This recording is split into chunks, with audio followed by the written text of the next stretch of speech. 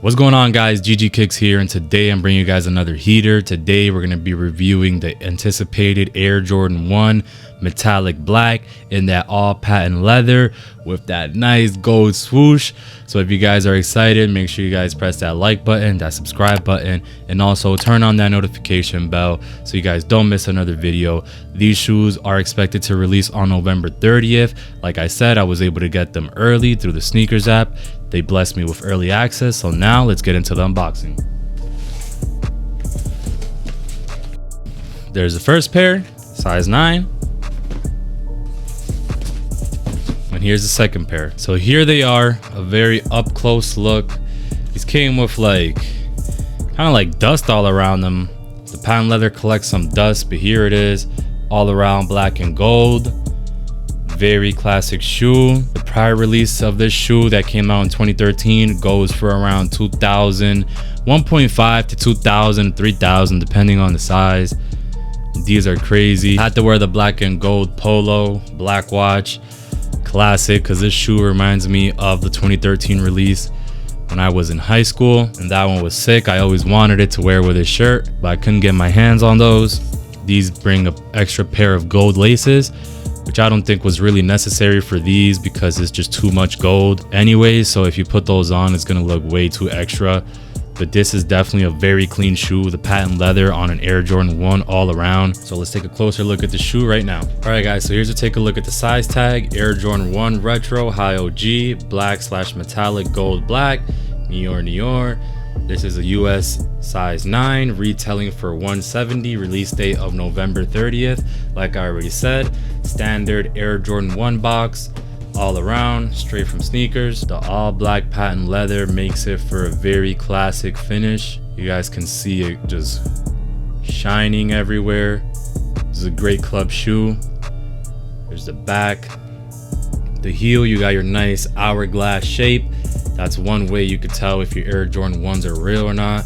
I will have a comparison video out very soon, educating you guys on the fakes and the reals, but that's one quick sign.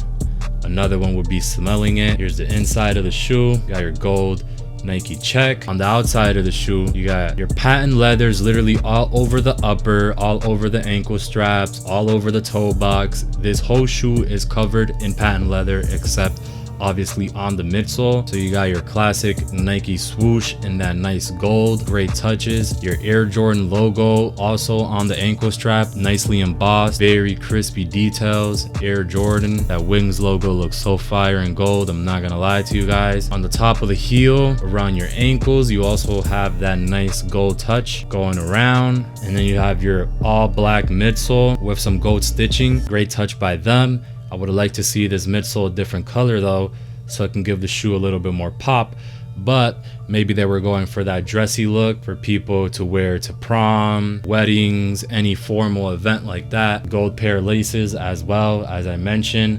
The stock ones is black. I don't think people are really going to be using the gold laces on these. I really wouldn't. It's just too much gold. Taking a look at the tongue here, you got your Nike Air branding on it as always. And behind it, you have your Air Jordan 1 lettering, like in every Air Jordan release. Inside of the shoe, the insole has your Nike Air branding as well. So let me know in the comments below what you guys think of this shoe. Are you guys copying these on November the 30th? That does fall on a Cyber Monday, so you guys really got to be careful and watch out for these. Right now, the price isn't really doing as we all thought it would, but the stock is limited. So I really believe that once people see the potential of this shoe and how limited it actually is going to be, that the prices will go up. I have a feeling a lot of people are sleeping on these. Like I said, the 2013 release actually goes for $2,000, $3,000. So this one might be a slow one to go up, but it's definitely going to be a good hold. Just the all black patent leather, crispy quality all over. You definitely want to wear some crease protectors with these, because Air Jordan 1s, we all know they crease there, like they just crease everywhere, and patent leather creases don't really look as great. A lot of people do like wearing their Air Jordan 1s a lot and giving it that vintage look, but with patent leather, that is not going to work. The shoe is just going to look really ugly. It's not going to look vintage at all. Taking a look at the outsole here, regular Air Jordan 1 outsole, Nike sign in the middle. nothing crazy. You got your nice crispy stars in the front as well. So the bots are definitely going to eat these up crazy since they are releasing on Cyber Monday.